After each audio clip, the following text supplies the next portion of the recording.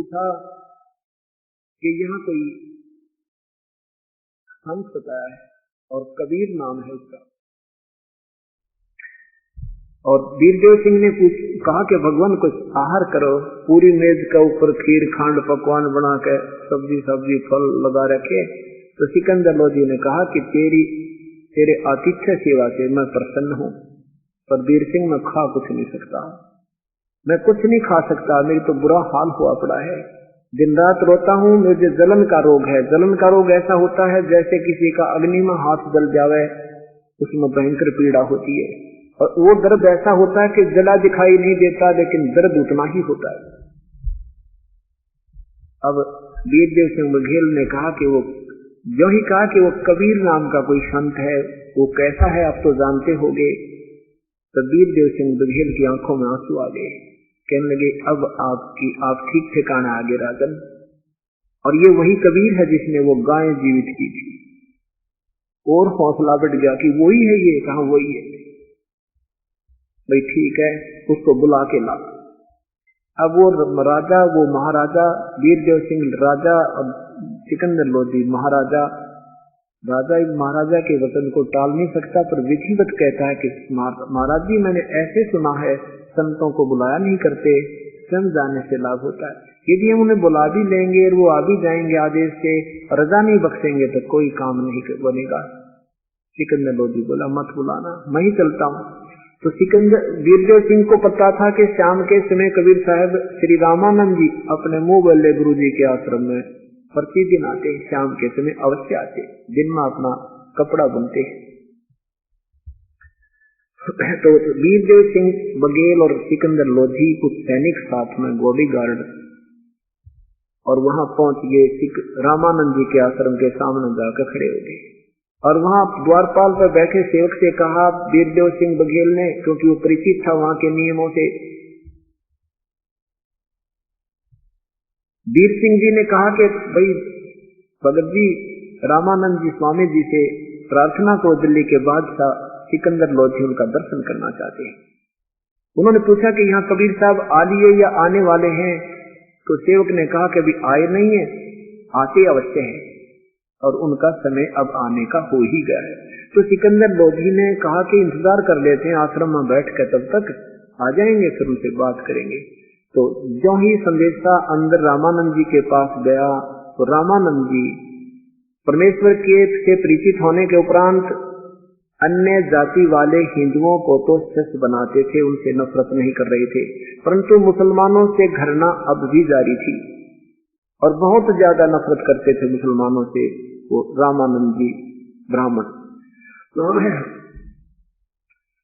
रामानंद जी ने कहा कि उसको कहो बाहर बैठा रहे, मैं इन मांस आहारी व्यक्तियों की शक्ल भी नहीं देखा करता, मेरे आश्रम में प्रवेश करना निषेध है। अब सेवक ने आकर के वो जो का तो संदेश सुना दिया, और साथ में सुन रहा था सिकंदर लोधी भी, क्योंकि दूरी घनी नहीं थी। सिकंदर लोधी को गुस्सा आ गया कि दो कौड़ी का महात्मा दिल्ली के बादशाह के विषय में ऐसे कहता कि बाहर बैठा रहे, तो ये आम मुसलमान के साथ क्या व्यवहार करता होगा। ये एक धर्म की और ज्यादा हमारे अंदर रंगाई होती है। अब उसने निकाल ली तलवार और चला गया अंदर, फिर कौन रोके, और जाते ही रामानंद जी की गर्दन काट दी तलवार से, गुस्से में लाल हो गया। अब जब ये इन मन जो है एक बार बकवाद कर तो देता है, फिर बाद में पश्चाताप आत्मा बहुत करे। सिकंदर लोधी ने वो गलती कर तो दी, पर तुरंत याद आ गई, तो आया था अपना कष्ट निवारण करने, और ये तो और बढ़ा दिया। अब कबीर परमात्मा के गुरुदेव का, अब कबीर साहब के गुरुदेव की हिंसा हत्या कर दी, वो रजा बख्शे नहीं, और अब तो ठीक हो नहीं सकता। ये सोचकर वहां से चल पड़ा, कहने लगा वीर सिंह चल, मेरे भाग माड़े हैं, मैं बहुत कर्महीन इंसान हूँ, आया था अपना कोई पुण्य अपना कष्ट निवारण करने के लिए, अब संत की हत्या करके मैंने और पाप इकट्ठा कर लिया। ऐसे मेरे से दुष्कर्म ना चाहते भी हो रहे हैं वीर सिंह, मैं क्या करूं। अब वीर सिंह क्या बोल रहा है उस राजा के सामने, अच्छा जी जैसे आपकी आज्ञा। जो ही उस आश्रम से बाहर निकले, इतने में परमेश्वर कबीर साहब जी आते नजर आई।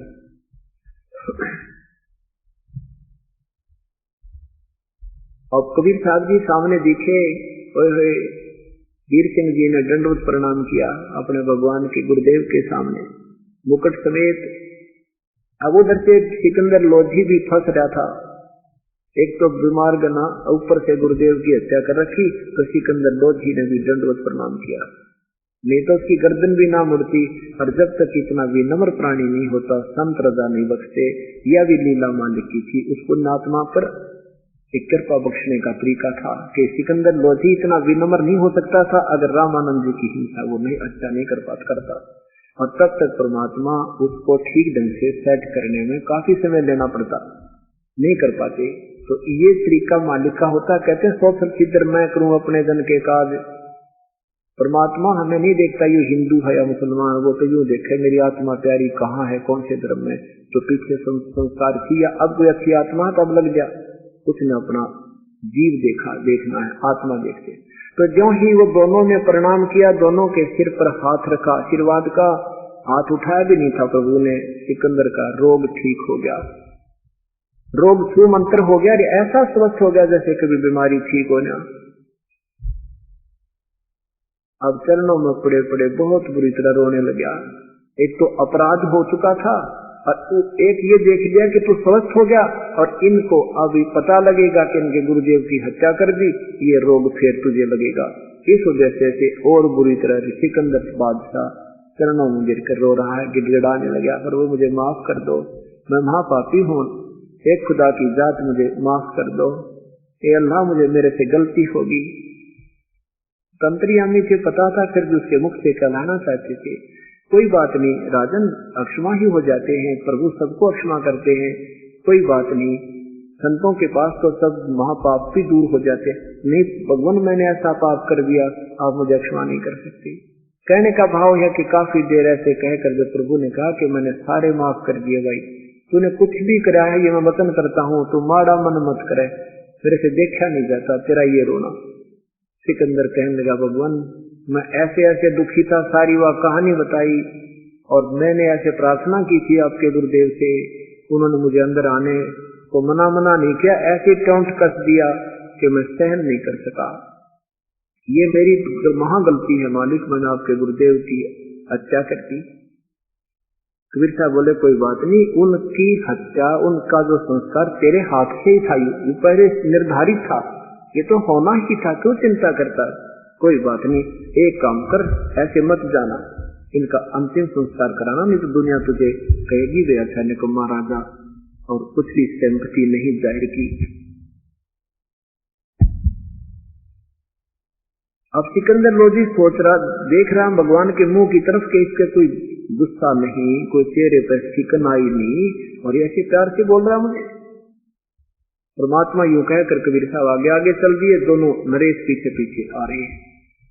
सिकंदर लोधी कहता है वीर सिंह भाई ये तो भगवान ना पड़ा है, ओहो मेरे सिर पे हाथ रखते मैं स्वस्थ हो गया वीर सिंह, मैंने सारे बाजे बजा लिए थे, सब टोने टोटके करवा लिए थे, सब वैद बुला लिए थे और कहीं मेरे को राहत नहीं मिल रही थी। और भाई दूसरी बात देख, मैंने इनके गुरुजी की हत्या कर दी, इनको कोई गुस्सा भी ना आया रहे, भाई भगवान नहीं है तो भगवान से कम भी कोई ना। अब आम आदमी से कितना ही भी क्यों ना है, वो हर सोच सकता है, इतना बुद्धि से विचार लगा सकता। सिंह मन मन में कह रहा कि ये तो रिहर्सल दिखाया आपको, अभी देखते रहना क्या होगा, ये तो एक ट्रेलर है, आपको ट्रेलर दिखाया अपनी शक्ति का इस परमेश्वर ने। अंदर वीर सिंह अंदर कबीर साहब पहुंच गए, जल्दी सी जाके देखा तो वीर सिंह रामानंद जी के शरीर 2 टुकड़ों में अलग अलग चादरों से ढक रखा है, सिर न्यारा धड़ न्यारी। तब शिष्य वहां रामानंद जी के शिष्य कहने लगे कबीर साहब सिकंदर लोधी ने गुरुदेव की हत्या कर दी। कबीर साहब कहने लगे संत की हत्या नहीं होती भाई, ये 5 तत्वों का पुतला तो जाना ही था, जीव कभी मरता है क्या? तुम कैसी बातें कर रहे हो, ये कोई तुम क्या क्या कह रहे हो? तुम इतने दिन सत्संग सुन रहे थे, यानी वो चाहते थे कहीं ये और ना भड़क जाए, निकम में यहाँ नाश हो जाए सारा। आपस में हिंदू मुसलमान का झगड़ा प्रारंभ हो जाए। परमात्मा ने ऐसे ढंग से प्यार से कहा, कमाल करते हो तुमने क्या सुना इतने दिन में, और इनका संस्कार था, इससे मरना था, ये बता इसमें कौन टाल दे भाई, ये तो पूर्व निर्धारित था, ये होना ही था। आप सब चुप हो गए। फिर इतने में आ गया सिकंदर, पीछे पीछे सारे फिर डर गई, तो फिर आ गया वासना वाले से, तो अपना बैठ गए एक तरफ, मुंह लटका, कभी हो गया तो हो गया। परमात्मा ने क्या, परमेश्वर ने क्या किया, कबीर साहब ने कहा अपने गुरुदेव के चरणों को हाथ लगा के मुंह बोले गुरुदेव के, गुरुदेव एक बार दर्शन देना। सिकंदर लोधी राजा दिल्ली के बादशाह आए, और जो ही परमात्मा ने ऐसा कहकर अपने गुरुदेव के चरणों में दंडवत प्रणाम किया, वो शीश उठकर धड़ पर जुड़ गया और रामानंद जी जीवित हो गए। बोलो सतगुरुदेव की जय। अब क्या देखा कि रामानंद जी के कटे हुए शरीर से आधे में से खून की धारा बह रही थी, आधे में से दूध की बह रही थी। अब रामानंद जी समझ तो गए सारी कहानी में कि ये क्या हुआ, और मेरे को जीवित करने वाला ये भगवान सामने बैठा है। तो कबीर साहब से कहा कि हे परमेश्वर, कबीर साहब मेरी एक शंका का निवारण करो कि मेरे शरीर से आधा खून आधा रक्त, आधा दूध आधा रक्त कैसे निकला। तब कबीर परमात्मा ने कहा, स्वामी जी आप जानी जान हो, मेरे को तो एक शाबाशी देना चाहते हो, आपको सब पता है परमात्मा। आप पहले केवल हिंदू एक ब्राह्मण जाति से ही प्यार करते थे, अन्य जातियों से नफरत करते थे हिंदू समाज में रहते हुए। वो तो आपने दास की बात को स्वीकार कर लिया। आप हिंदुओं से तो आप नफरत नहीं करते थे, किसी भी जाति का है, परंतु अब मुसलमान को भी से आप भयंकर नफरत करते हो। और हम एक पिता की संतान हैं, हिंदू मुसलमान दो नहीं है।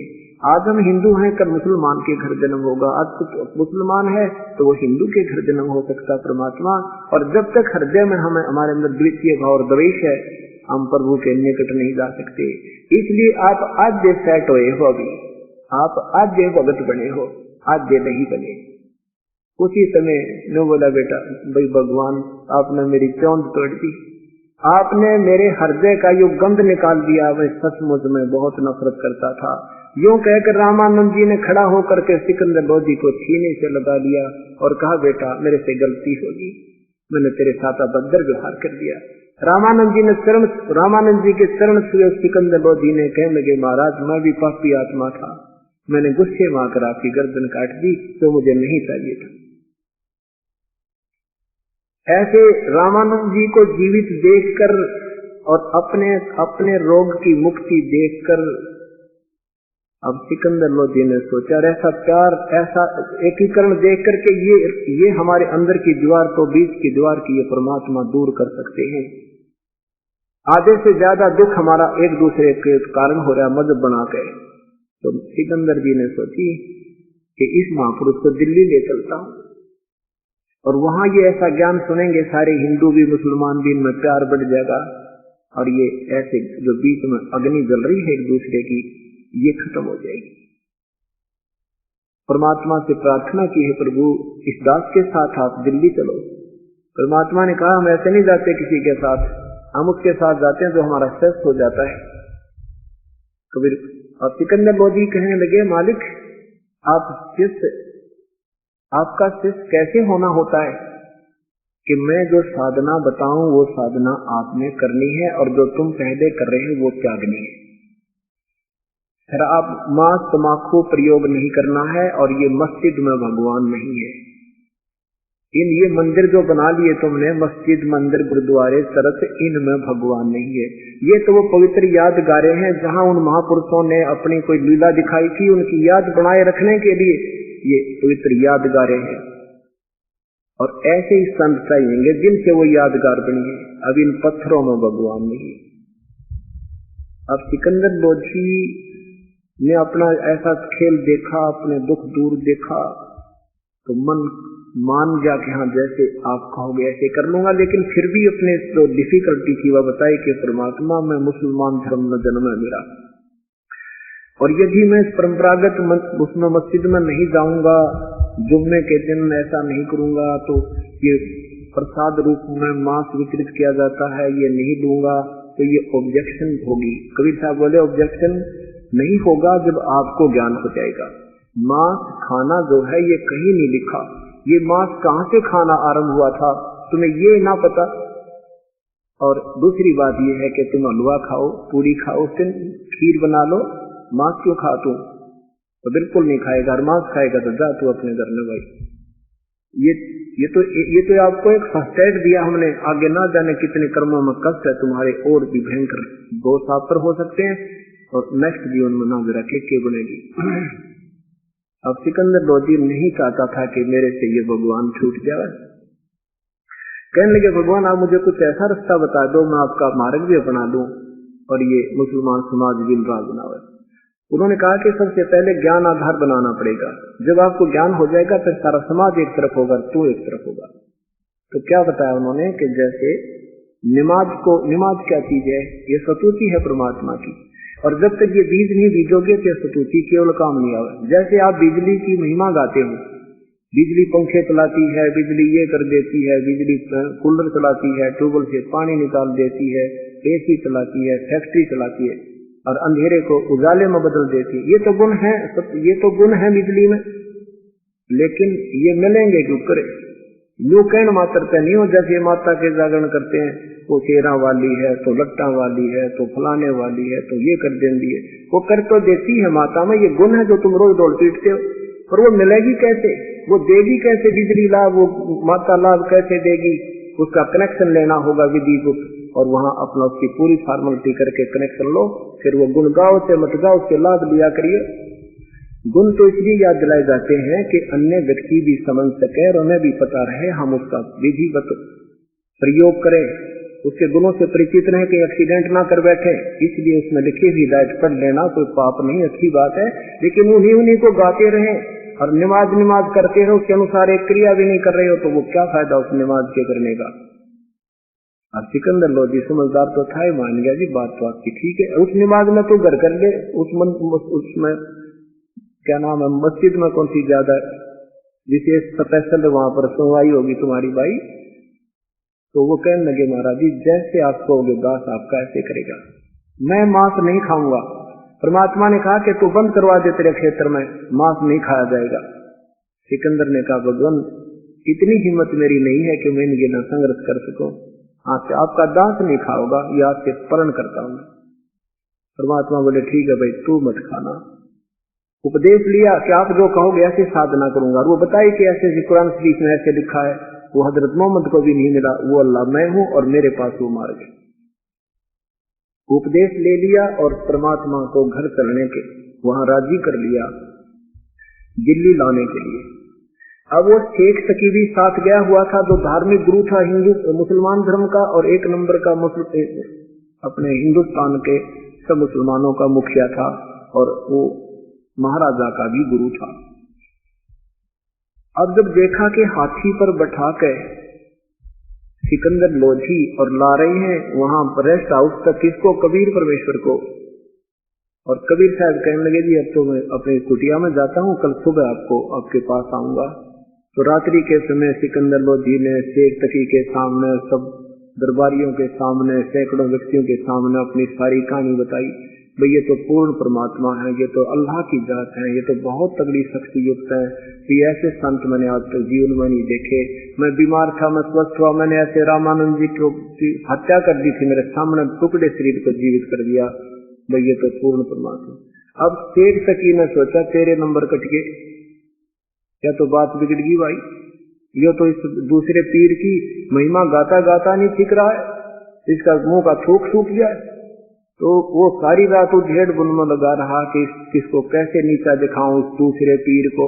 पीर और वजीर ये आपस में कद्दे ठीक नहीं रहा करे, एक दूसरे की टांगे खींचने पर लगे रहते। तो उसने सोचा भी सारी रात तकड़मबाजी लगाता रहा, भी कैसे इसको नीचा दिखाऊं इस कबीर फकीर को। अब सवेरे क्या हुआ कि सब 2-4 दिन वहां रुके, फिर अपनी ही अंबारी में बैठा दिया सिकंदर लोधी ने भगवान को, और चल पड़े बनारस से वापस दिल्ली की तरफ। रास्ते में एक दरिया के पास आकर के पड़ाव लगा दिया। पानी का आसरा देख करके सैकड़ों हजारों की संख्या में सैनिक बॉडीगार्ड साथ थे। वहां पूरा काफिला रुक गया और तंबू लग गए, टेंट लग गए, राजा का अलग, पीर का अलग, सब सैनिकों का अलग, भंडार का अलग से। तो सुबह सब स्नान करके और वो प्रणाम करने जाता था उसको, शेख तकी को। अब शेख तकी के कौन, सिकंदर लोधी, शेख तकी के पास उसके टेंट में गया, सलाम वालेकुम कहा तो मुंह फेर लिया, ऐसे मुंह मोड़ लिया सिकंदर लोधी ने। और न उसने शेख तकी ने, सिकंदर लोधी परिचित था उसके नखरों से, पता था उसको कि इसमें कोई मरोड़ी होती है ना किसी का बात की, तो ये ऐसी करता है। सिकंदर लोधी ने कहा, पीर जी क्या हो गया, किस कोई खाने पीने में त्रुटि रही, कोई सेवा में कमी आई है, बताओ मुझे।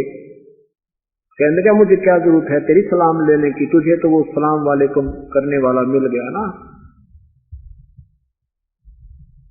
वो कबीर, तू बहुत ही महिमा गा रहा था उसकी, ये तो काफिर है काफिर। और मैं कह दूंगा सारे मुसलमान समाज को कि राजा काफिर हो गया, उसका दीक्षा दे दिया।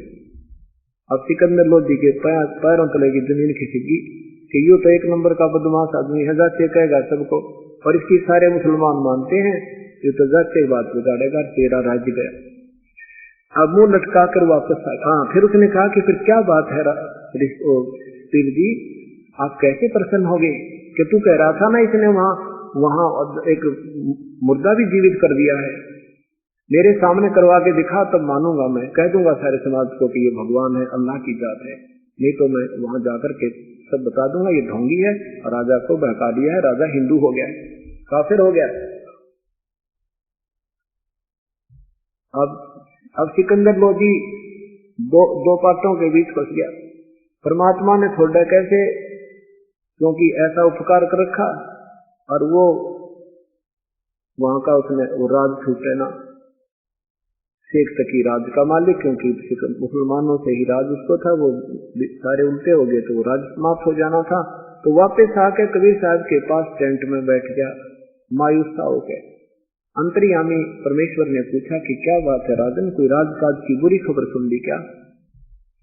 राजा ने कहा कि हे भगवान, आपके रहते राजकाज में तो कुछ नहीं हो सकता, लेकिन ये शेख तकी मेरे गुरुजी है ना पहले वाले, ये धार्मिक गुरु, यो मेरी शर्म दर्द है कि पहले मुझे ऐसे परेशान रखता, पर आज तो ये ज्यादा ही कुछ दूसरा रूप बदल रखा इसने।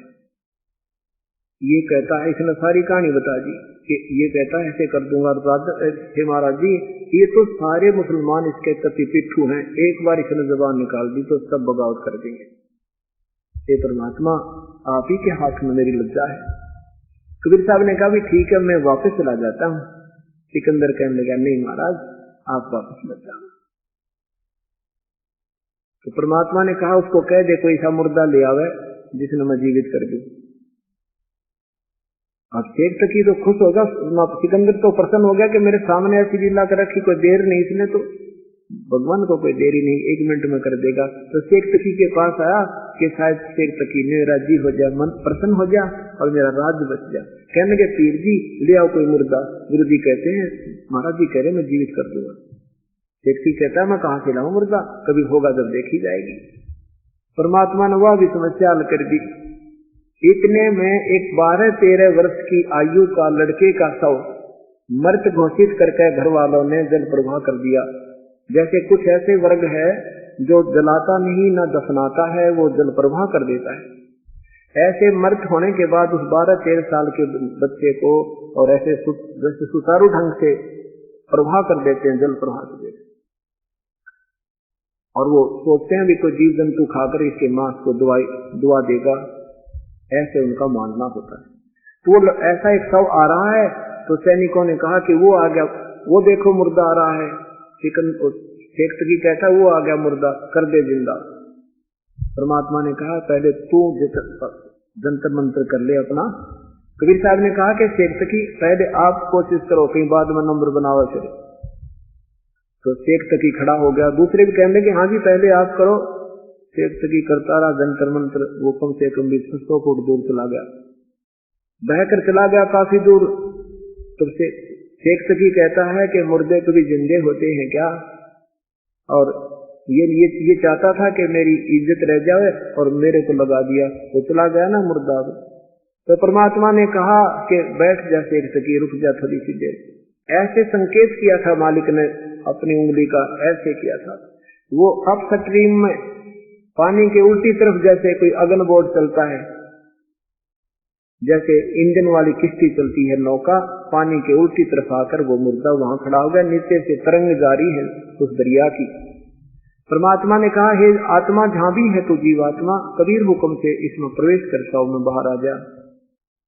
परमेश्वर ने इतना ही कहा था, वो सारे शरीर में ऐसे कंपन हुआ, सारा कांपने लग गया, एकदम उठ कर वो मुर्दा और परमात्मा के चरणों में दंडवत प्रणाम की जीवित हो गया। बोलो सतगुरुदेव की जय। अब सब उपस्थितों ने कहा कि आपने कमाल कर दिया कबीर साहब, कमाल कर दिया कबीर प्रभु। लड़के का नाम कमाल रख दिया, अपने साथ पुत्रवत और शिष्य की तरह रखा, उसकी पालन पोषण किया। अब शेख सखी की तो दूनी मां मर गई, आखिर तो और बात बिगड़ गई, इसने जिंदा कर दिया। कहता है अब पहुंच गए वहां पर बनारस में, दिल्ली में आते ही शेख सकी ने तो आग लगानी शुरू कर दी। सब मुसलमानों को कह दिया राजा काफिर हो गया है। राजा ने तो भाई एक हिंदू पीर से, हिंदू गुरु से नाम ले लिया है, वो काफिर हो गया है, मांस खाना बंद कर दिया है उसने, तो ऐसे करना बंद कर दिया है। सारा समाज कहने लगा पीर जी बता फिर हम क्या करें, हम आदेश से हम वही कर देंगे। शेख सकी ने कहा कि अभी ऐसे करो, उसकी परीक्षा लेते हैं हम कबीर की, एक परीक्षा लेंगे भाई, उस परीक्षा में वो सफल हो गया तो ठीक है, और नहीं तो भाई हम बगावत कर देंगे। अब ठीक है, क्या परीक्षा लेनी है कि उसको सरसों के तेल में, कढ़ाई में तेल उबाल कर उसमें डाल देंगे राजा के सामने, और वो जीवित हो गया तो ठीक है, हमने क्या दिक्कत है, हम भगवान मान लेंगे।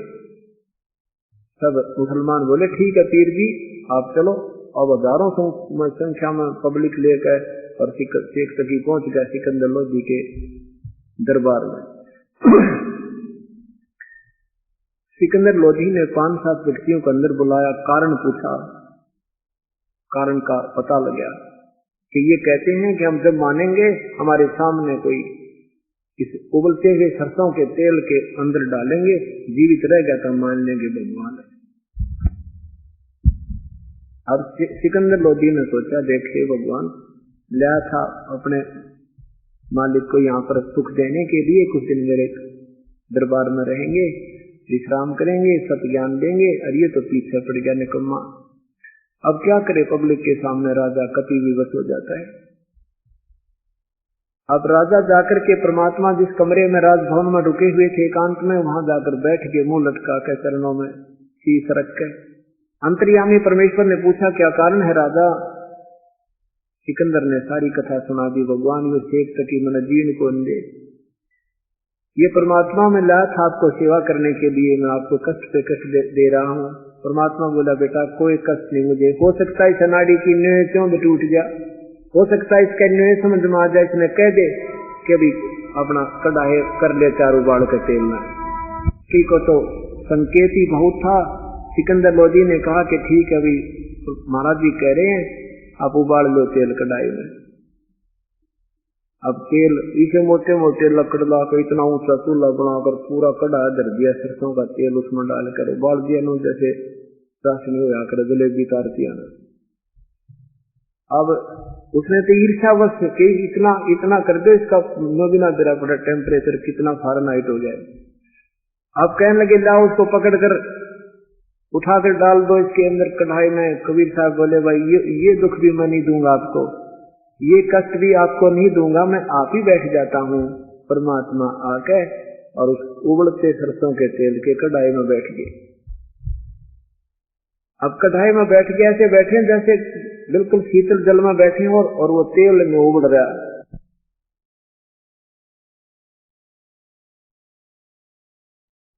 कहता है ये तो जादू जंत्र जानता, इसने तेल की तासीर ठंडी कर दी है।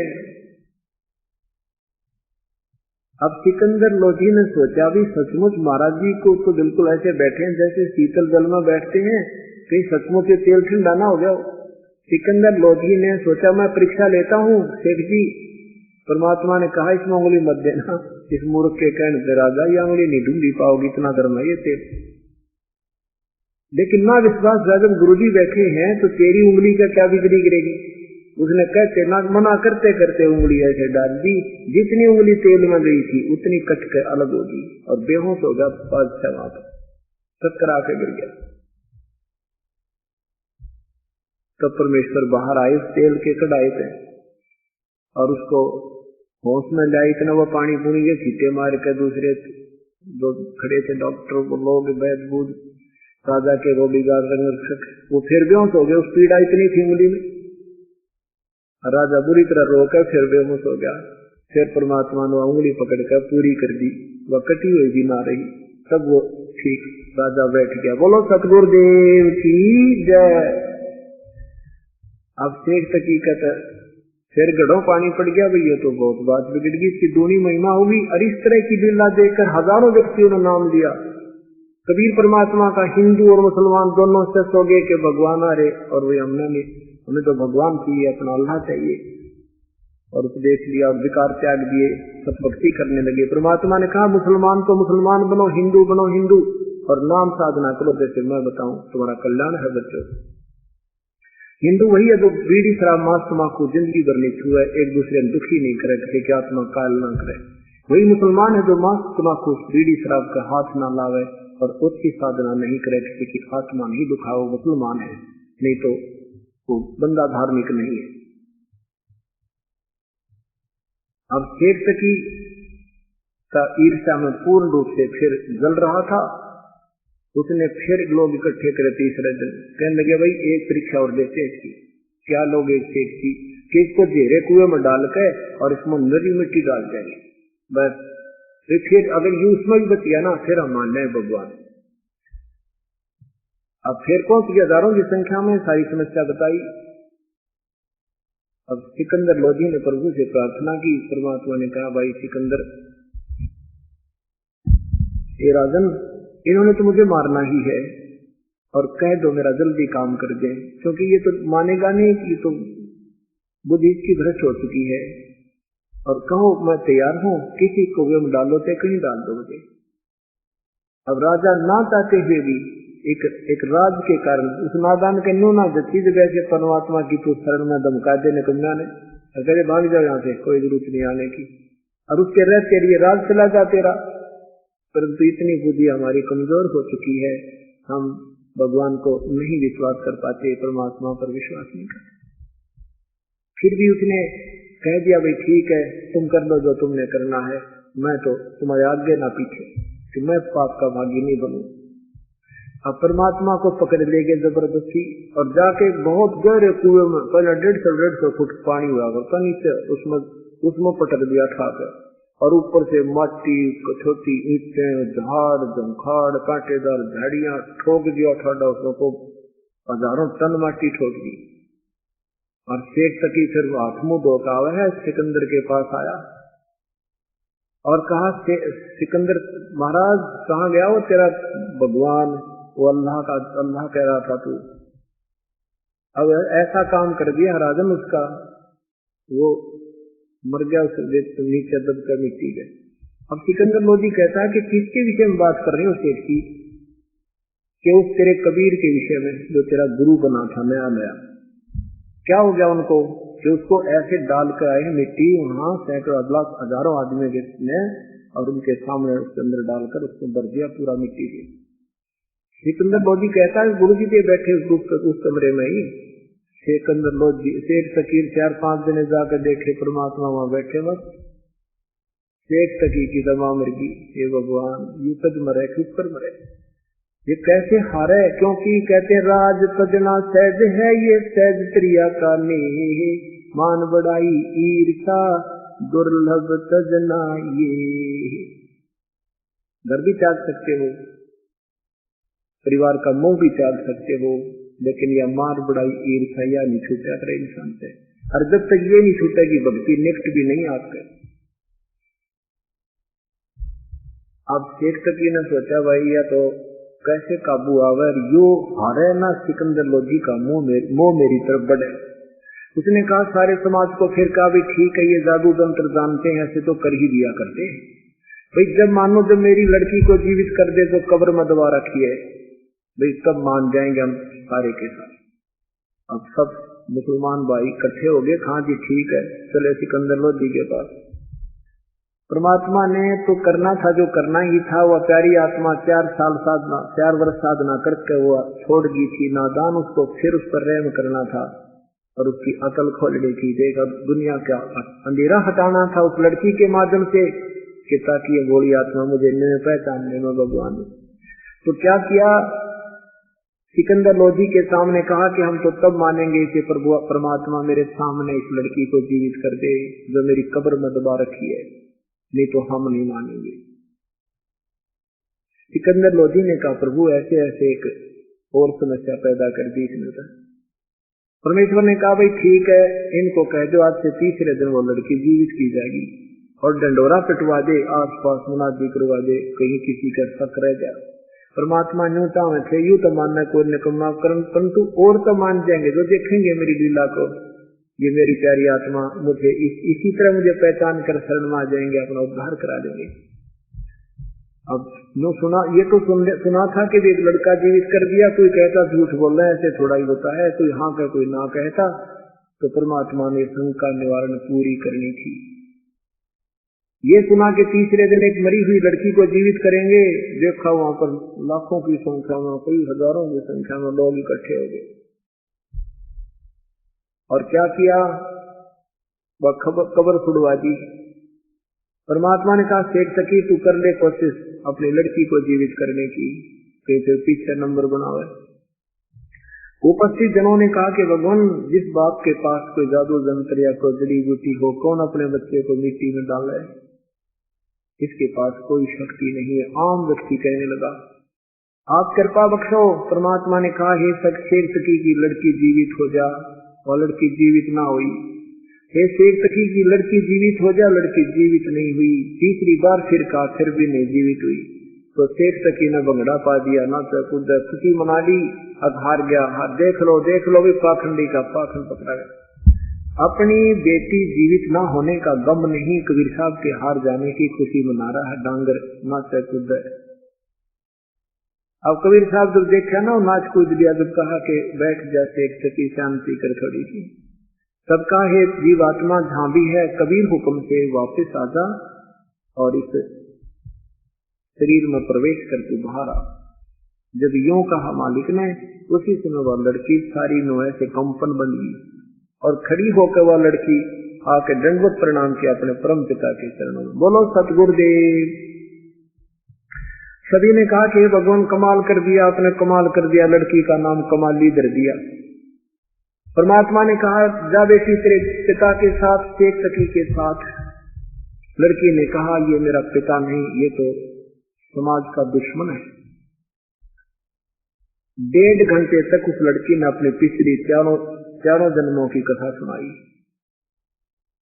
और उपस्थित जनों को मालिक की कृपा, परमात्मा की कृपा से, कबीर साहब की कृपा से उसमें सब दिव्य दृष्टि आ गई और लड़की ने अपना पूरी हिस्ट्री शीट सुना दी कि मैं भी इस परमेश्वर की शरण में 4 जन्म पहले आई थी और 4 वर्ष मैंने साधना की थी इस परमेश्वर के कारण अनुसार, लेकिन फिर मैं समाज में बिखला दी थी। मैंने वो साधना त्याग कर अपनी परंपरागत शुरू कर दी थी। और सुन लो उपस्थित जनों, ये पूर्ण परमात्मा, उस 4 वर्ष की साधना से मुझे 3.5 जन्म मिले थे और उसमें मेरी बड़ी महिमा भी हुई थी, लेकिन मेरी मोक्ष पति नहीं था। मैंने अपना शीश भी काट दिया था उस मक्का के अंदर, तो भी मैं अगले जन्म में वैसा का जीवन पाया था। ऐसे 1.5 घंटे पूरा प्रवचन किया मालिक उस लड़की ने उस परमेश्वर की महिमा का। उस उपस्थित लोगों ने कई हजारों की संख्या में समर्पण कर दिया परमात्मा को, त्याग दिए सब विकार और सब हम आपकी शरण में परमात्मा उपदेश दो। ऐसे चरित्र देखकर परमात्मा के 64 लाख सत्य थी। आज से 550-600 वर्ष पहले हिंदुस्तान की कितनी आबादी होगी विचार करना, और उनमें से 64 लाख से सौ जाना जो कि आजकल तो ये टीवी मीडिया चल रहा है ये भी ना था, और न कोई प्रचार प्रसार का साधन था। परमात्मा एक एक समय में 100 जगह प्रकट हुआ करते और वो अपनी प्यारी आत्माओं को अपने करामात और ज्ञान दे करके अपने चरणों में लिया करते थे। ऐसे वो लड़की अपने साथ रखी अपनी बेटी के रूप में और उसका उद्धार किया सतभक्ति प्रदान करके। बोलो सतगुरुदेव की जय। परमपिता परमात्मा पूर्ण ब्रह्म कबीर परमेश्वर की असीम रजा से ये 7 दिन की सत्यनारायण कथा चल रही है। जो पुण्यात्मा इस अमृत वर्षा में भीग रहे हैं सौभाग्य है उनका। परमात्मा कहते हैं मानुष जन्म दुर्लभ है, ये मिले न बारंबार। जैसे तरवर से पत्ता टूट गिरे वो गौर न लगता डारे।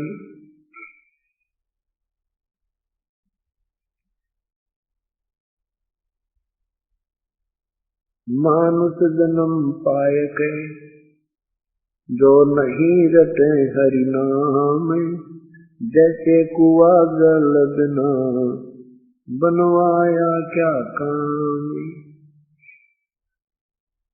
कबीर हरि की भक्ति करो तज विषियां रस सोओगे। बार बार ना पाओगे या मनुष्य जन्म की मोदी। लौट सको तो लूटियो राम नाम की लूटी। पीछे फिर पछताओगे प्राण जहांगे छूटी। पुण्यात्माओं, हमारे ऊपर इतना अधिक दबाव है इन तीनों गुणों का, जिस कारण से हम इतना सत्संग सुनकर भी पूर्ण रूप से परमात्मा की वाणी का अनुसरण नहीं कर पाते।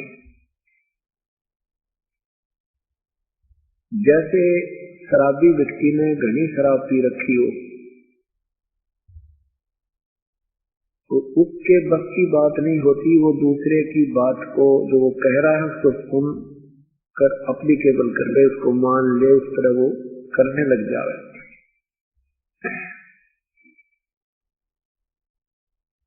तो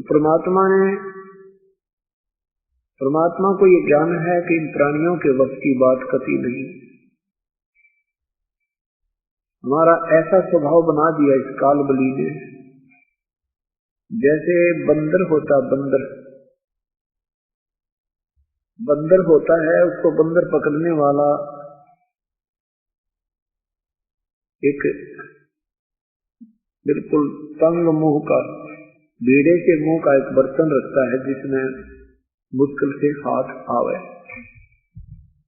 और उसको जमीन में गाड़ देता है। उसके आसपास कुछ खाद्य सामग्री जो बंदर को पसंद होती है, बुगड़े बागड़े डाल दे थोड़े बहुत, और ज्यादा डाल देता है उसमें, उस पात्र में जो जमीन में दाब रखा होता है। बंदर आता है, पहले तो बाहर के पड़े हुए चनों को खाता है, फिर देखता है उसके अंदर उस पात्र में बहुत घने चने होते हैं, तो वो उस लालच में कि इन सब चनों की मुट्ठी भर लूं, वो एकदम तंग मुंह के उस पात्र में हाथ डाल करके और अच्छी जबरदस्त मुट्ठी भर ले, खूब घनी सी, और फिर मुट्ठी भर कर फिर वो भागने की चेष्टा करता है। फिर तू भाग यहां से, तेरा सूट बैठ गया। अब वो मुट्ठी खोल नहीं रहा, और मुट्ठी नहीं खोलेगा तो वो हाथ बंद होने करके उस पात्र के मुख से बाहर नहीं आता, और वो नादान चिल्लाता है हाहाकार मचाता है, टट्टी पेशाब कर देता है, परंतु वह मुट्ठी ना छोड़ता। उसके स्वभाव में है ये, वो छोड़ ही नहीं सकता। ऐसे ही काल को पता चल चुका है कि इन प्राणियों को मैं कैसे फंसा सकता हूँ। उसने हमारे को ये झूठे लालच की मुट्ठी भरवा दी। ये कार तेरी है, ये कोठी तेरी है, ये बेटा तेरा है, ये बेटी तेरी है, ये जमीन तेरी है, और तुम मौज करिए, राज्य तेरा है।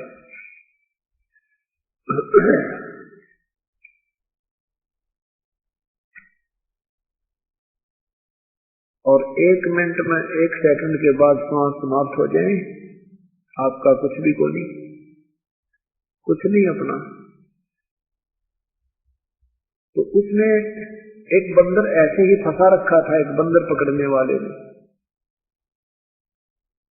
एक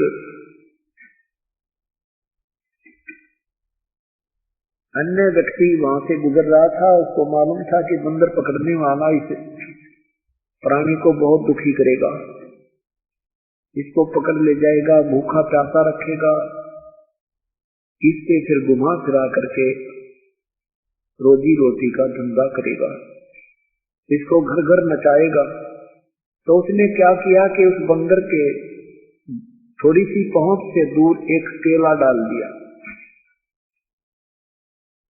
अब बंदर ने सोची ये केला और खा ले। वो केला इतनी दूर कर दिया कि मुश्किल से हाथ जा बंदर का दूसरे वाला, एक तो फंसा हुआ था ही, वो इतनी दूर कर दिया कि उसका ध्यान इधर बदला, चेंज डाइवर्ट हुआ।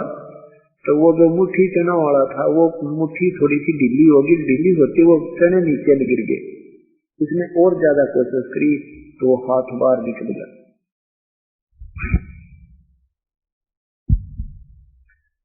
अब बंदर में केला मिल गया, फिर वो चनों की मुट्ठी उसमें फिर हाथ नहीं फंसाया, फिर वो जान गया ये तो चक्कर कसूता था।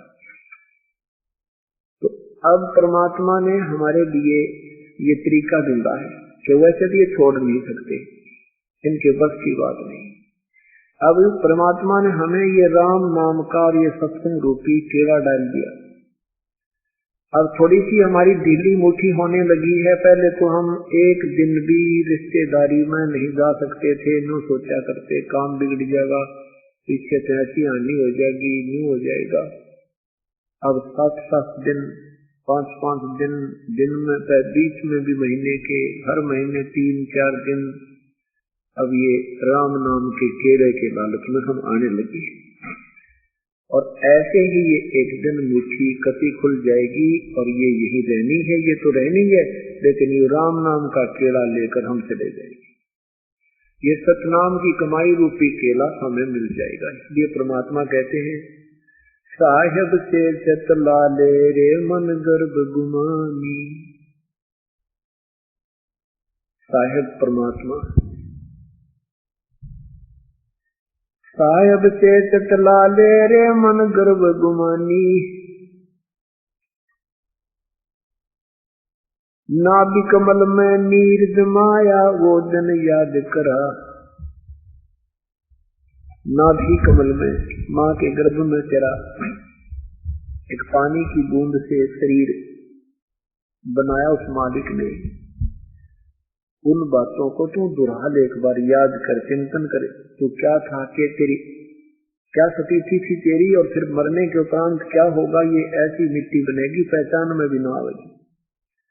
आज भी ये मिट्टी है, मृत्यु उपरांत भी ये वास्तविक मिट्टी बन जाएगी, 5 तत्वों में परिवर्तित हो जाएगी। इससे पूर्व क्या करना है, उससे पहले जो करना है, इस मिट्टी से हमने राम नाम का सोना निपजाना है। वो तरीका बताते हैं कि इधर से थोड़ा सा लोभ कर। नाभ कमल में नीर जमाया वो दिन याद कर, नीचे जठरा अग्नि जल की तेरा लगी न ताती बाए।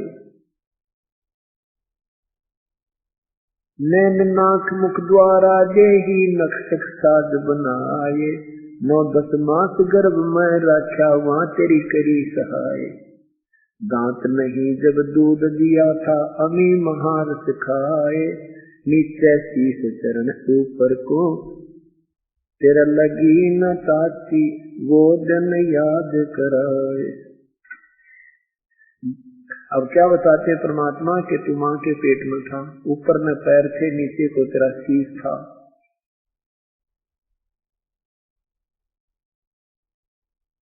और कितने सुंदर ने नाक मुख आंख, कितना सुंदर शरीर बना दिया मालिक ने। देख उस मालिक की, उस बाजीगर की बाजीगरी। और मां के पेट में कहते दांत नहीं, जब दूध दिया था अमी महारस खाए।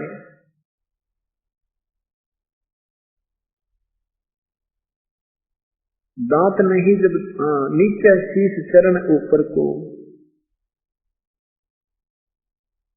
तेरा लगी न ताती बाए।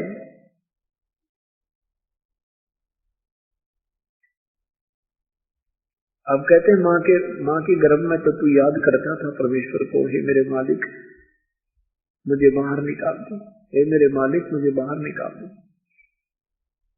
परंतु बाहर आने के उपरांत तू भूल गया। अब हम ये सोचते हैं कि माँ के पेट में के याद होगी, संतों ने वैसे डराने के लिए कह रखा होगा। अब तो एक दिन समाचार पत्र में आया हुआ था कि साइंटिस्टों ने सिद्ध किया है कि माँ के पेट में भी बच्चे को दुख और सुख का आभास होता है। वो रोता है पर बोल नहीं सकता है।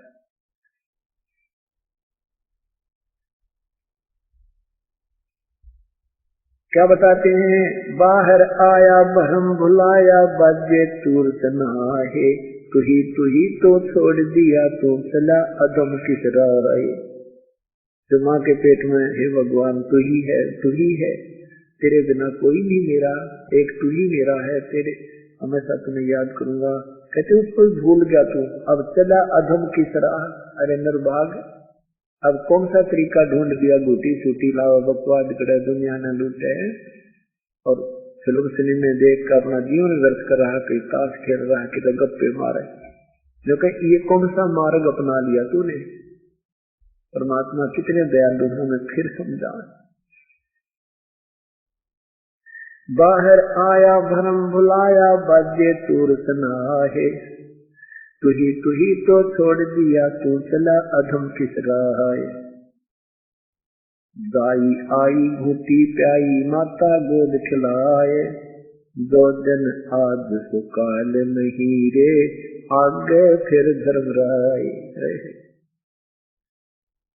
ठीक है, माँ के पेट से बाहर आया, दाई ने तेरी घूटी प्याई, माता ने प्यार किया था, ताऊ बहन हुआ, सब ने तेरे लाड किए। और फिर कहते हैं, जो दिन आज तो काल नहीं रे। जैसे हम छोटे छोटे बालक थे, कोई चिंता नहीं थी, फिर बड़े हुए, फिर अपनी रोजगार रोटी में लग गए। शरीर पहले कैसा था, फिर धीरे धीरे सहूलियत बिगड़ने लग गए। और थोड़े से दिन में ये दर्पण भी देखकर जीना करेगा, ऐसी शक्ल हो जाएगी। तो परमात्मा कहते जो दिन आज तो काल नहीं रे। आज हम सुबह दिखाई देते, कल ना जाने के कहानी बिगड़ जा। आज हम सब संपन्न नजर आते हैं, सारी व्यवस्था अपने पास है, मृत्यु हो जाए कल कुछ भी बने। और फिर नजर आगे फिर वो धर्मराय, वो आपका अकाउंट लिया जाएगा, वहां पर हिसाब किताब लिया जाएगा, वो फिर आगे खड़ा पाओगा। और वहां जाते ही वो पूछेगा, खोल तेरी गिठड़ी, निकाल तू क्या कमा के लाया है। फिर वहां ये मुंह लटका लेगा यूं करके, इसकी सामने जो है फिल्म चला देगा धर्मराज के, देख तेरे कुक्रम और सुक्रम तो स्वयं देख ले। क्योंकि हमारे अंतःकरण में भगवान ने एक ऐसी मशीन ला रखी है,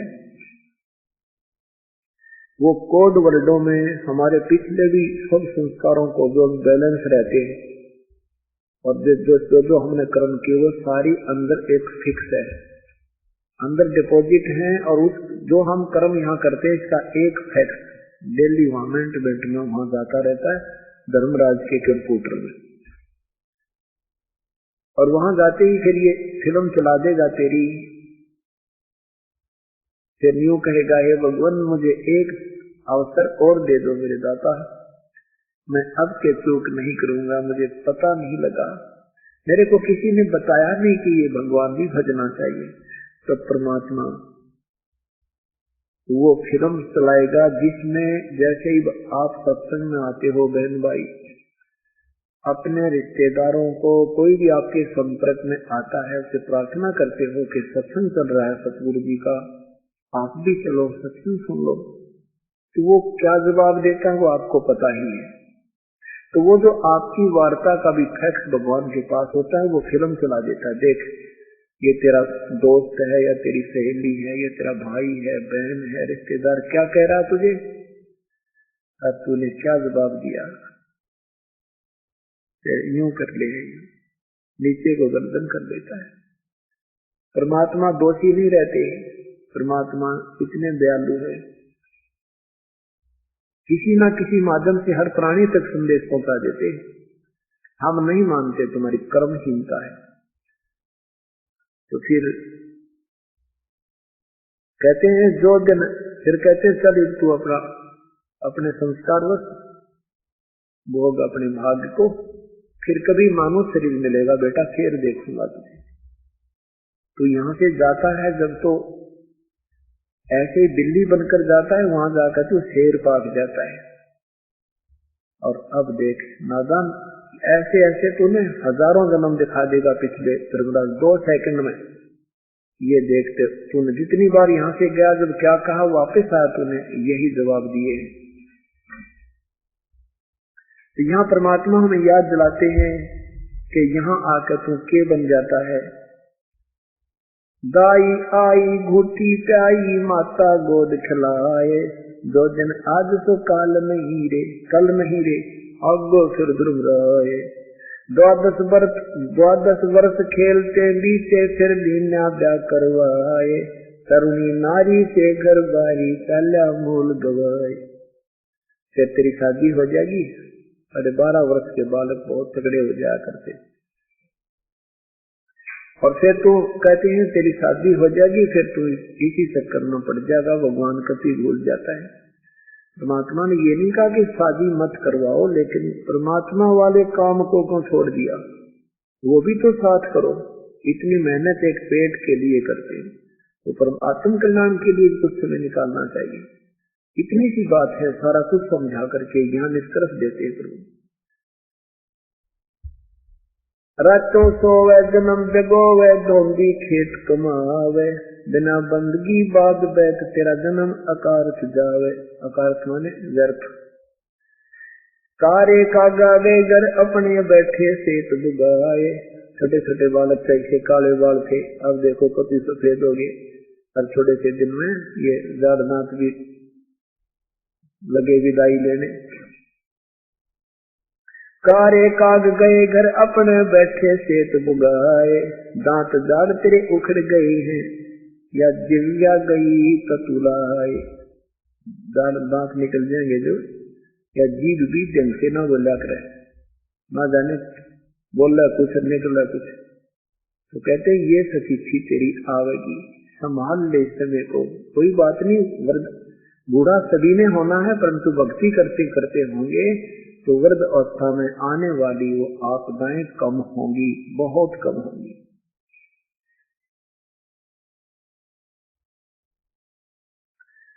जम किंकर त्रेषाने बैठा खर्च कदे का खावे, रसना बीत जो मेघ मार है सैनो दाम बतावे।